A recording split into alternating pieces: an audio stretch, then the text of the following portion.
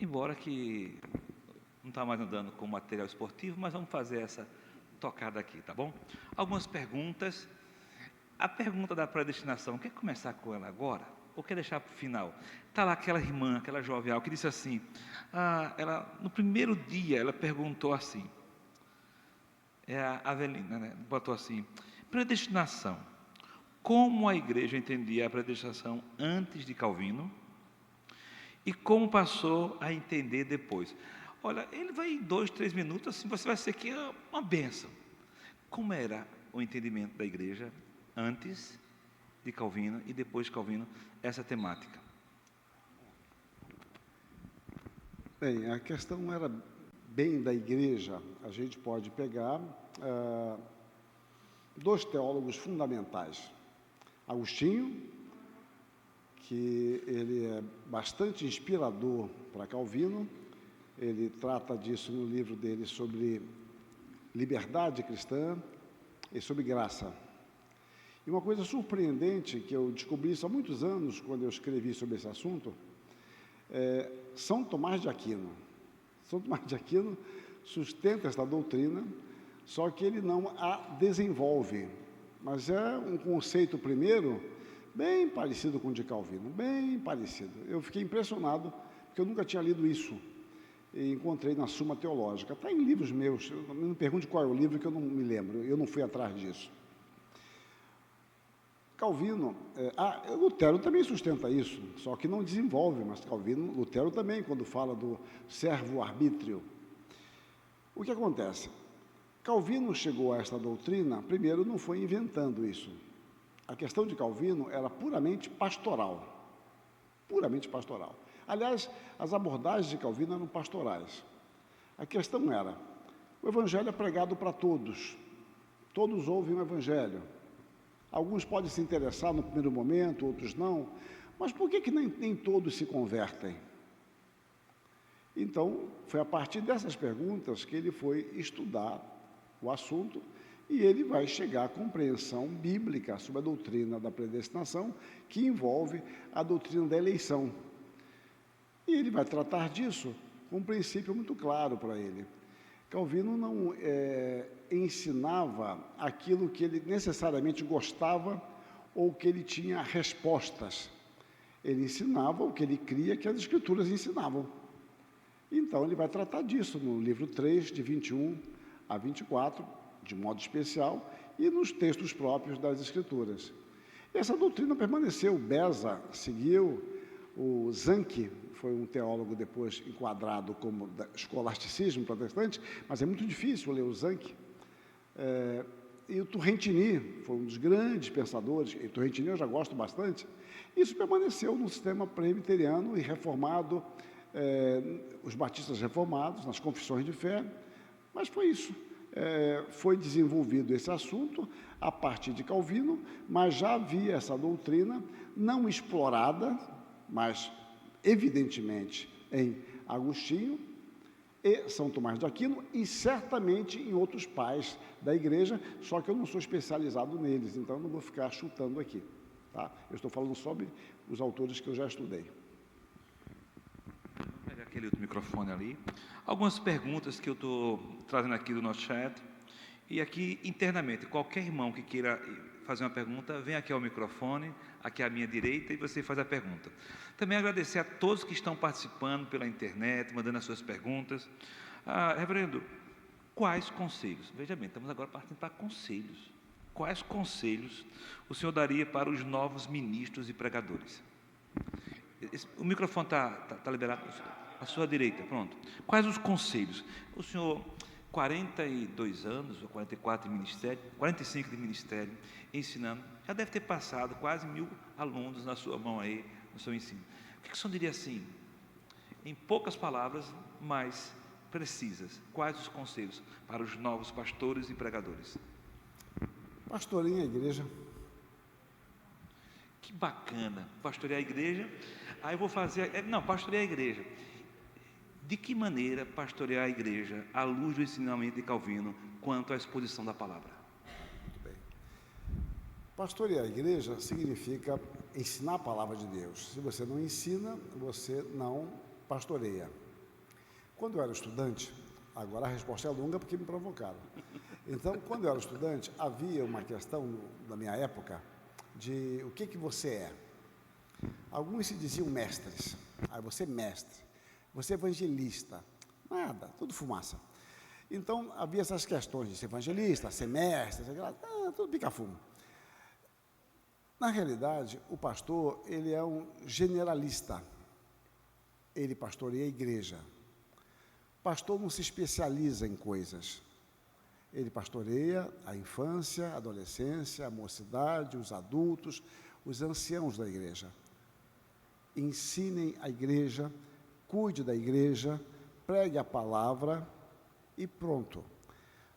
Deus mesmo vai direcionando você, se assim for da vontade dele, para determinadas áreas ou não.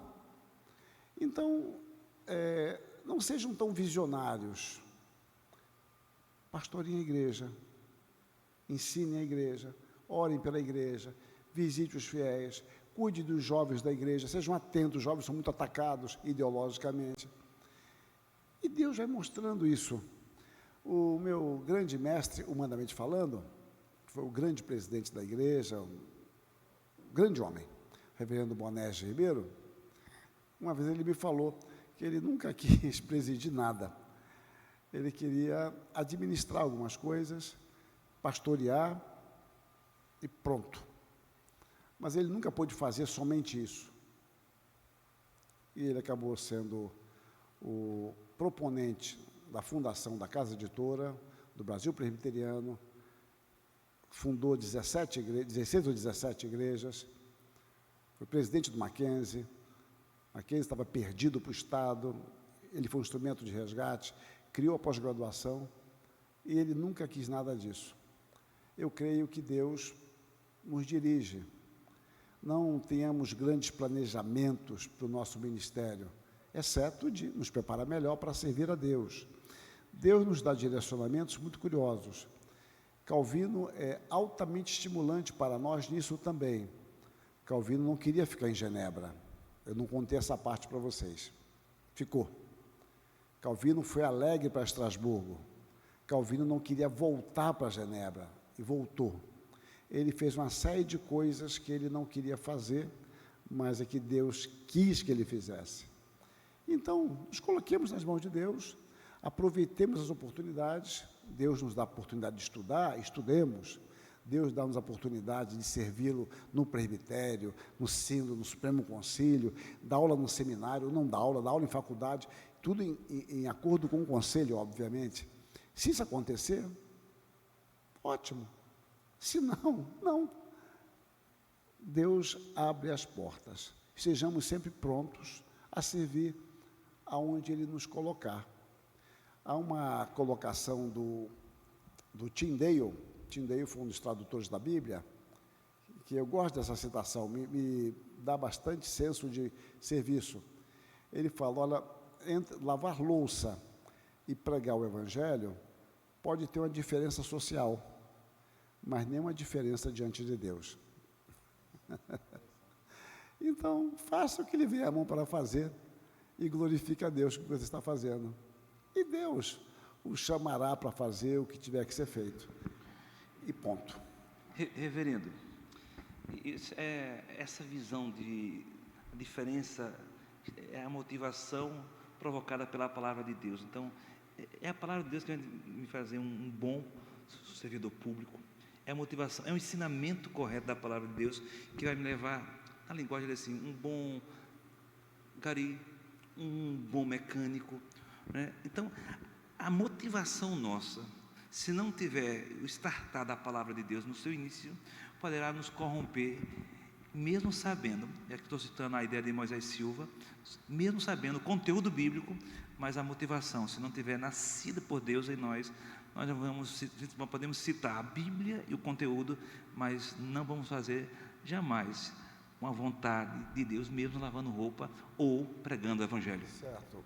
Eu até sugiro que um dos temas para futuros congressos, que é um assunto pouco explorado e é de altíssima relevância para a igreja, é sobre o conceito de vocação para o pensamento reformado, que não está longe de ser ministério, tá? Porque a gente pensa em vocação, pensa em pastor, mas a ideia de vocação é algo revolucionário, embora seja uma coisa do século, já desde o século XVI. E todos nós precisamos pensar nisso. Esses dias eu escrevi um artigo sobre aposentadoria. Nossa, como colegas meus me escreveram, mostrando que a aposentadoria não é o fim da vida, mas é a chance de desenvolver a nossa vocação em áreas que nós não tínhamos oportunidade antes, ou de forma mais específica, com mais tempo em áreas que nós já desenvolvíamos. O conceito de vocação cristã, a partir da reforma, é algo belíssimo, e os jovens, de modo especialíssimo, eles precisam pensar, e sobre isso, é algo revolucionário. Se dependesse de mim, seria o próximo evento. Essa é uma brincadeira quanto ao próximo evento. Mas é um assunto muito importante e é pouco estudado. Agradecer a todos que estão já com interação, fazendo pergunta pela internet. Dar os parabéns a vocês, um abraço. Venha conhecer a nossa igreja, venha conhecer o Presbitério Litorâneo, suas igrejas aqui em Natal. Temos 2 perguntas aqui, tá bom?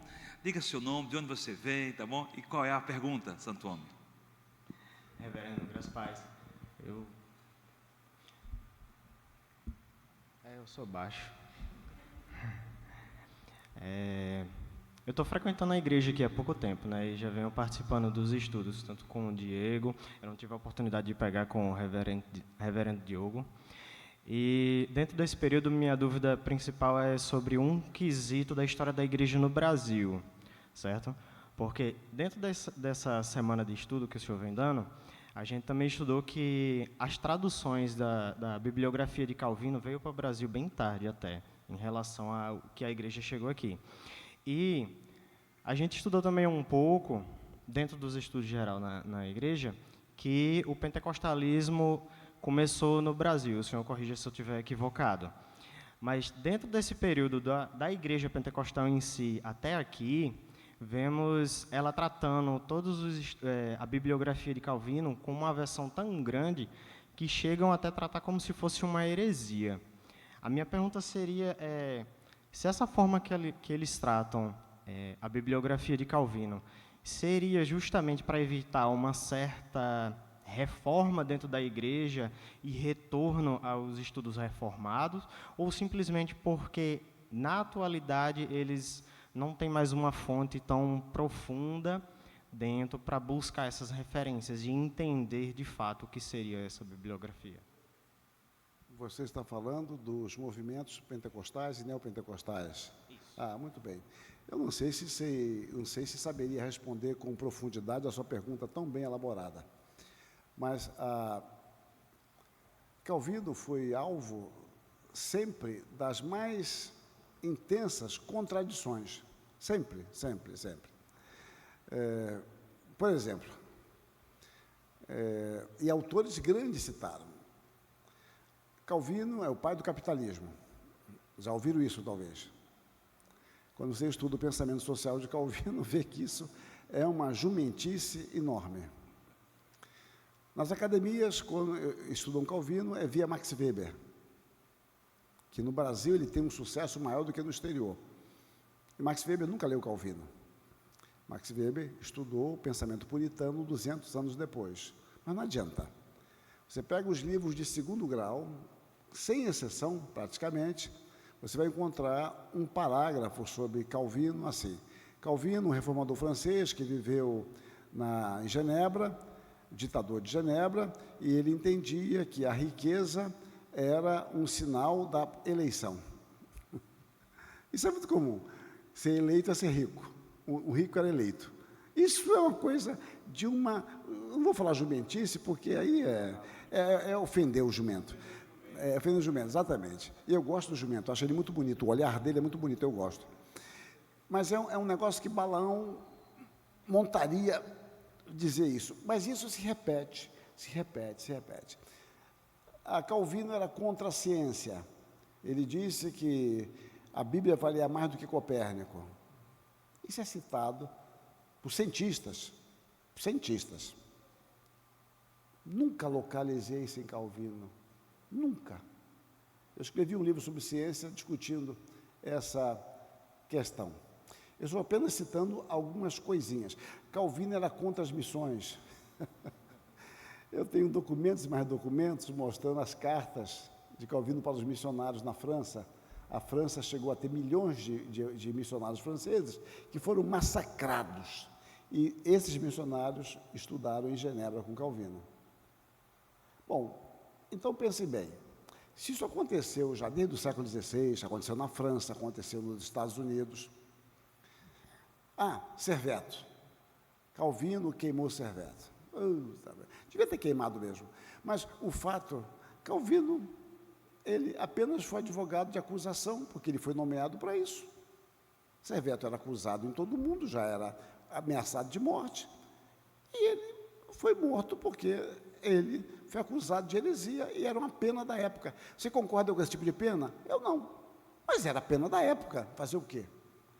Mas Calvino votou? Não. E se tivesse votado, seria a época. Mas isso fazem escasseio sobre isso. Então, o não conhecimento sobre gera um tipo de comportamento por não ler a obra de Calvino. E, de fato, Calvino escreveu mais de 50 mil páginas. Eu devo ter lido umas 100 páginas só. Então, é muita coisa.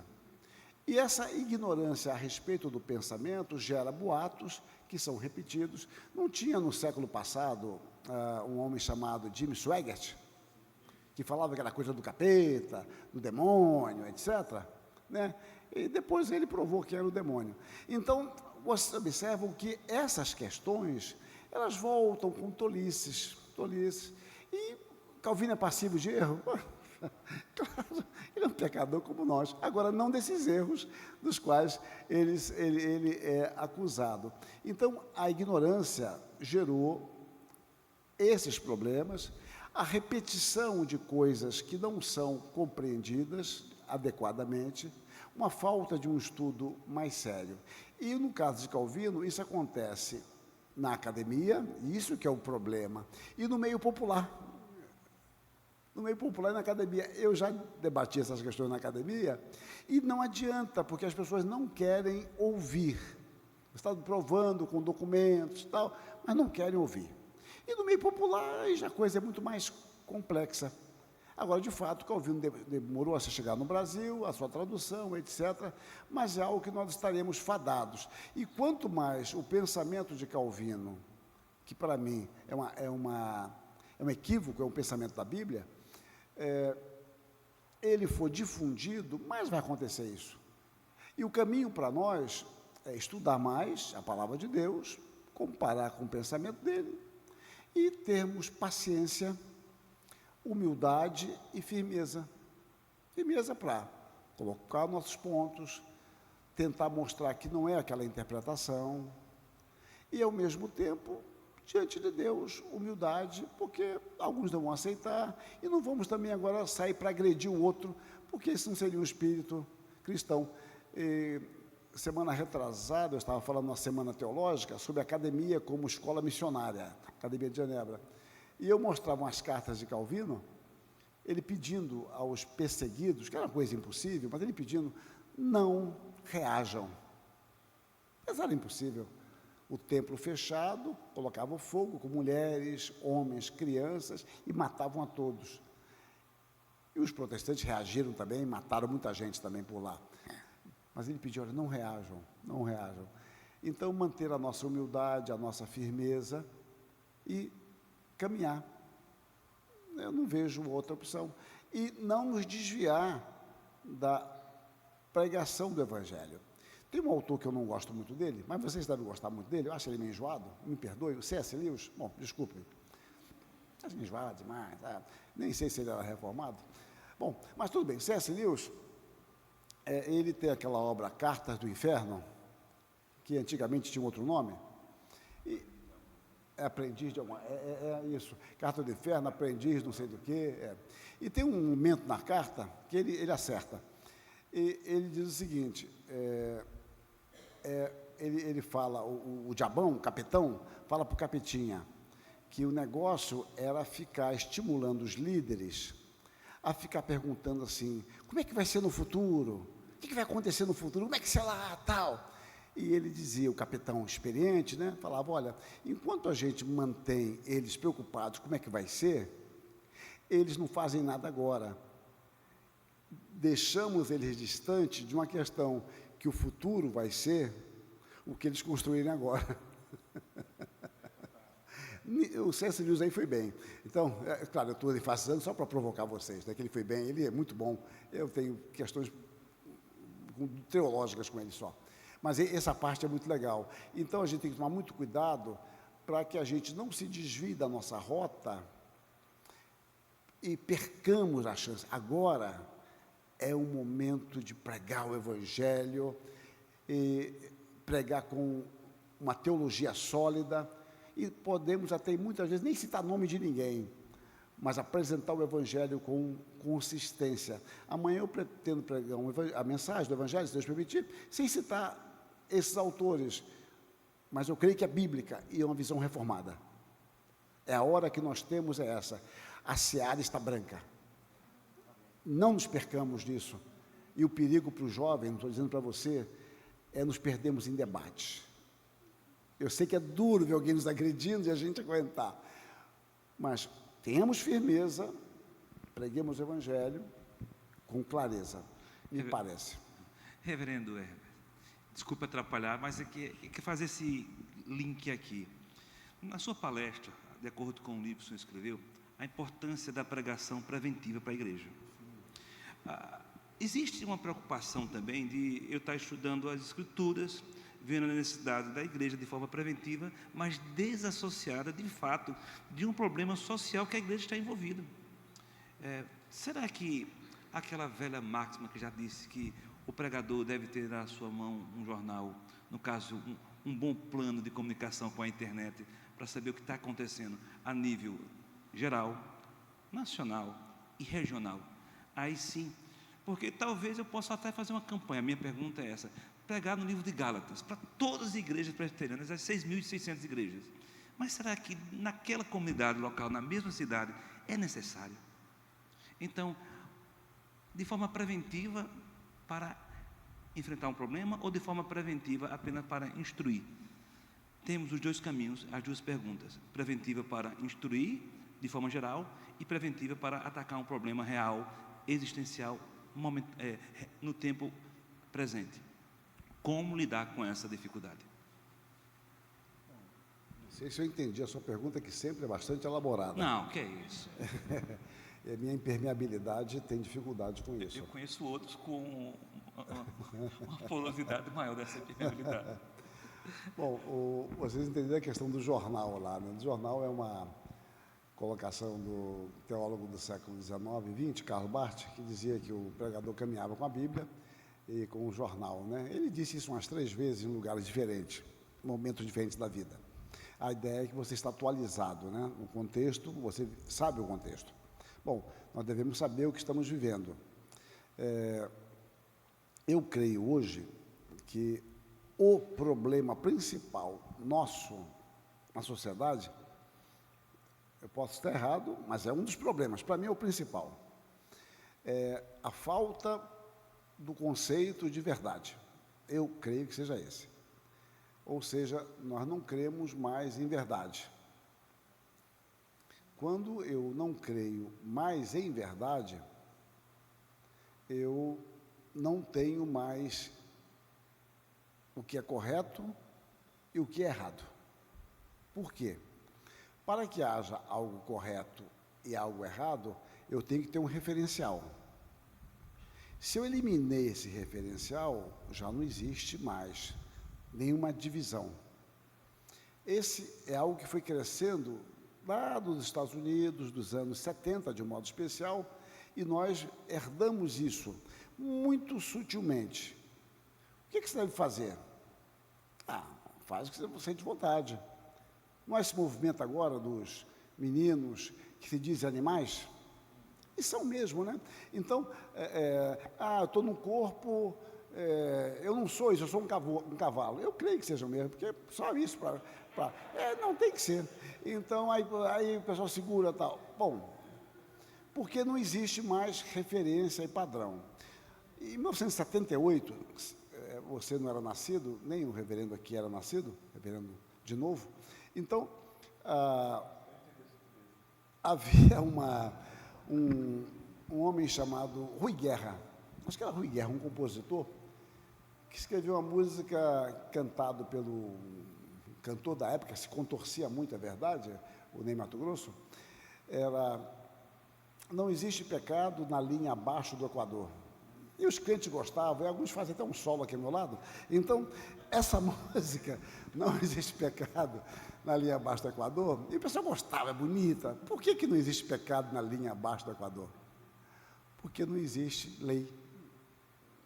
Onde não existe lei, não existe pecado. Onde não existe verdade, não existe o que é verdadeiro, nem existe o que é falso. Elimine-se o conceito de verdade, acabou. A palavra de Deus, ela não se diz apenas verdadeira, ela se diz verdade. Eu sou o caminho, a verdade, a vida. Santifica-os na verdade, a tua palavra é verdade. O cristianismo não é apenas verdadeiro. Eu posso encontrar coisas verdadeiras em vários lugares, mas a verdade somente na fé cristã. E é a verdade cristã que vai fazer a divisão. Se não há verdade, faça o que você bem quiser, o que você sentir. Então, cada cabeça a sua sentença. Nós escapamos das 9h40 da seguinte forma. Ainda faltam 2 minutos. Mas vamos, é profético. E nós escapamos da seguinte forma. Coisas tolinhas. Eu já aprendi isso com um colega meu. Um dia eu bati um papo com um colega bem mais novo do que eu, mas muito mais sábio. Ele falou e me despertou. É o conceito de comum e normal. Comum e normal. Nós perdemos a distinção disso de maneira tão natural que a gente usa como sinônimo. Qual a diferença? Vamos supor que um aluno daqui vá mal numa prova. Coisa impossível aqui nessa igreja, a gente tão iluminada. Bom, vá mal na prova. E o aluno fala assim para o pai: não, pai, a turma toda foi, isso aí é normal. Aquela matéria, aquele professor, é normal. Quando ele está dizendo que é normal, é porque a turma toda foi mal. Quem disse que aquilo é normal? Aquilo foi comum. Então, quando nós transformamos o comum em normal, nós estamos dizendo que a estatística estabelece o que é verdade. Comum é uma coisa, normal é outra. Comum é o que todo mundo está fazendo. Mas o que todo mundo está fazendo é a norma obrigatória? Não. Pode ser que todo mundo esteja fazendo e seja normal. Pode ser que todo mundo está fazendo e não seja normal. Porque o normal é precedido por um padrão, que é a norma. E alguém pode dizer para nós: todo jovem faz isso é normal. Não. Todo jovem tem feito isso, é verdade, isso é comum, mas não é normal, porque para nós a norma é outra. O padrão é a palavra de Deus. Mas isso, gente, parece uma tolice, mas é muito sutil. Normal não é sinônimo de comum necessariamente. Comum é estatística. Normal existe um padrão. Quando você perde o senso de verdade, já não existe verdadeiro nem falso. Cada um faz o que quiser. E aí você começa a não poder usar certas palavras. Perfeito. Você pode pecar, mas não pode falar de pecado. Você pode ter preconceito, mas não pode falar de preconceito. É uma coisa muito engraçada. As palavras, tem medo das palavras. Você pode fazer aqueles atos, mas você não pode usar os nomes. Então nós ficamos amedrontados com isso. E a sociedade que nós vivemos é perfeitamente louca quanto a isso. Nós vivemos numa bipolaridade tremenda de valores, de palavras, porque qual é o padrão? Qual é o padrão que nós temos?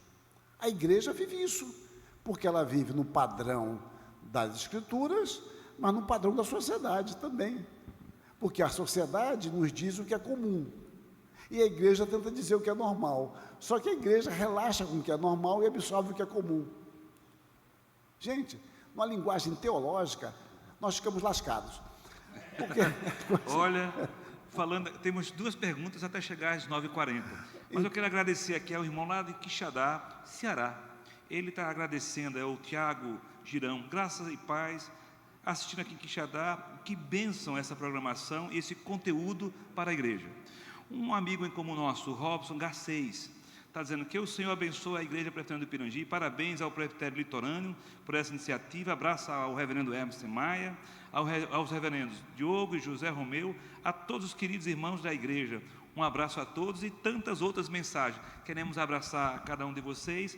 Mas, para finalizar, depois das suas palavras finais, comentários, livros. Eu acho que o senhor já passou dos seus 30 mil livros na sua biblioteca. Eu acho, eu deduzo. Mas uma baita biblioteca. Quando o senhor olha para a sua biblioteca, ou assim, eu indicaria esses livros aqui, sobre o assunto que nós estamos falando. Eu não só indicaria esses livros, mas também indicaria, escute esses pregadores também. Não sei se o senhor sente a vontade de indicar nome de pregadores, ou de livros, mas comentários. Como é que o senhor poderia dizer assim para a gente, como nota de rodapé? Porque o senhor foi muito claro, é o texto. O texto é que é autoridade para nós. As demais coisas são notas de rodapé, mas tem notas boas. Quais as notas que o senhor passaria para nós? Além do reverendo Diogo? Além.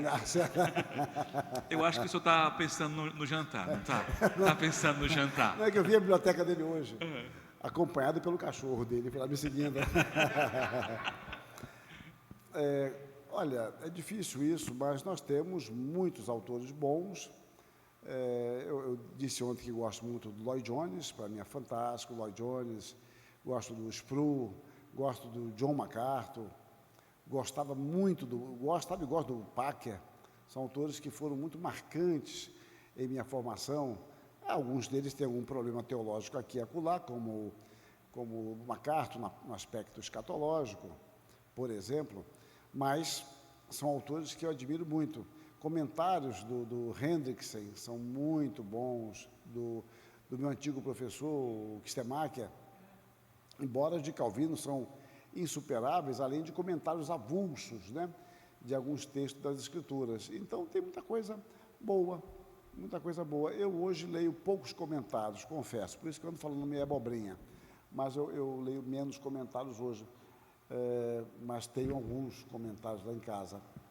Então, o princípio é de ler as Escrituras e tentar comparar as Escrituras com as Escrituras.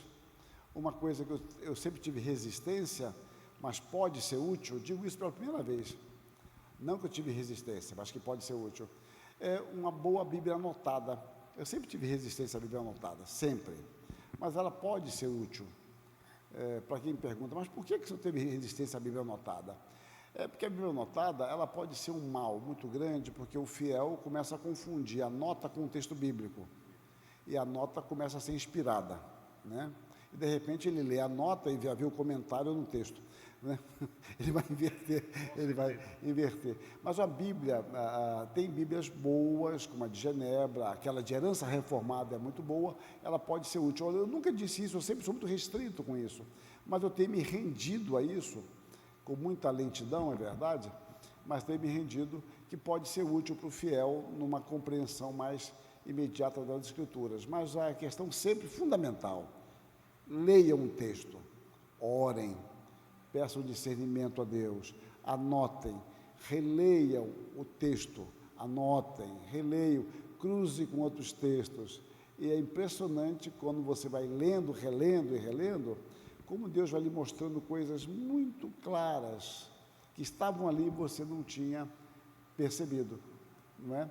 E uma forma que eu usava quando era estudante era ler a Bíblia com um bom comentário.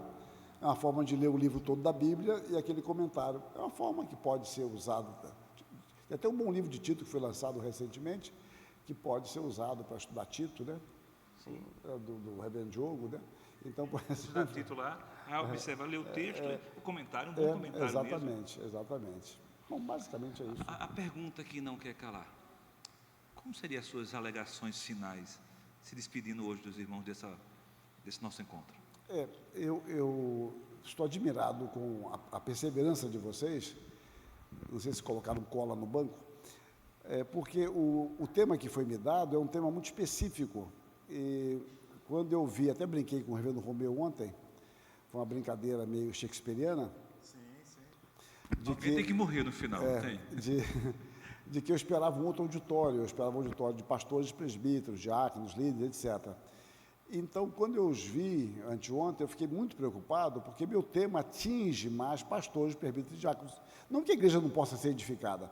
Então, eu tive que adaptar minha palestra, com um certo esforço, para ser atraente. Então, eu estou admiradíssimo com o interesse da igreja, mostrando, então, que eu estava equivocado, a igreja estando interessada neste assunto, pregação, mesmo a maioria dos irmãos não sendo pregador, mas entendendo a importância da palavra, a vivacidade da palavra, como deve ser olhada.